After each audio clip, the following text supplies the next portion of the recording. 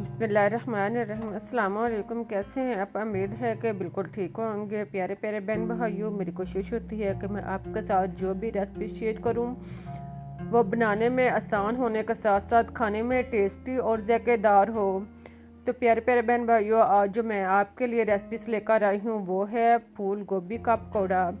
फूल गोभी के पकौड़े तो शायद आपने बहुत खाए हों, लेकिन इस तरह के मसालेदार और ज़ायकेदार पकौड़े खाने का मौका शायद आपको कम ही मिला हो।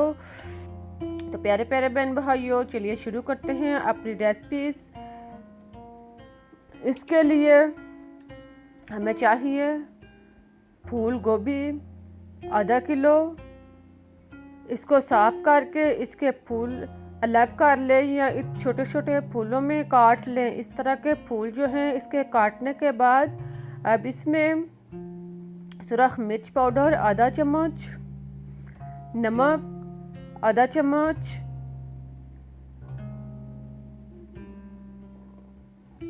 जीरा पाउडर 1 चम्मच डालने के बाद अब इसमें 2 नींबू का रस निचोड़ें। 2 नींबू का रस जो है वो इसके ऊपर डालने के बाद अब इनको खूब अच्छी तरह जो है वो मिक्स कर लें ताकि मसाला जात जो है वो गोभी के गिर्द अच्छी तरह लिपट जाए।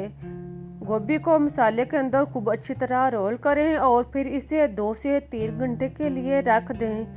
रखने से पहले आप इसको ऐसे बर्तन में डालें जो कि जालीदार हो और नीचे एक बर्तन रख दें ताकि पानी जो है वो इसके अंदर गिरे। अब गोभी को इस जालीदार बर्तन में डालने के बाद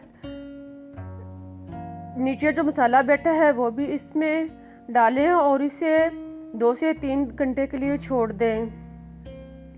इसके बाद 1 कप बेसन लें और इसमें 3 से 4 खाने के चम्मच कटा हुआ धनिया शामिल करें, कुटी हुई हरी मिर्च 3 से 4 अदद और सुरख मिर्च दानेदार 1 चम्मच डालने के बाद अब इसमें नमक टेस्ट के मुताबिक शामिल करें और फिर हल्दी पाउडर आधा चम्मच शामिल करें। साथ में खुश्क धनिया पाउडर 1 चम्मच डालने के बाद अब इसमें जीरा साबुत 1 चम्मच शामिल करें। जीरा डालने के बाद अब इसमें पिसा हुआ गरम मसाला आधा चम्मच शामिल करें और फिर 1/4 चम्मच सोडा खाने का सोडा शामिल करें और 1 चम्मच कसूरी मेथी डालने के बाद ज़रूरत के मुताबिक इसमें पानी डालें और इसको मिक्स कर लें। साथ साथ ज़रूरत के मुताबिक इसमें पानी डालते जाएं और साथ साथ सारे मसाला जात को अच्छी तरह मिक्स करते जाएं। इस सास का गाढ़ा सा अमेज़ा तैयार कर लें। अमेज़ा तैयार करने के बाद अब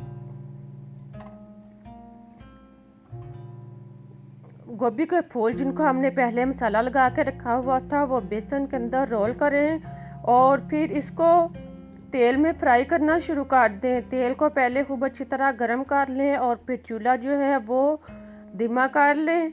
एक एक करके सारे पीस जो हैं वो इसमें डालते जाएं। अब इसको धीमी आंच पर 5 से 7 मिनट फ्राई करें। ख्याल रहे कि इनको तेज़ आंच पर हरगिज़ फ्राई ना करें वरना ये अंदर से कच्चे रहेंगे और ऊपर से जल जाएंगे। इनको जितना धीमी आंच में जितनी देर फ्राई करेंगे उतने ही ये मज़े के पकौड़े तैयार होंगे। इनको साथ साथ कांटे की मदद से हरकत देते जाएं और इनको अलग करते जाएं। जब चारों साइड से पकौड़े जो हैं वो अच्छी तरह फ्राई हो जाएं, ब्राउन हो जाएं, तो इनको निकाल लें।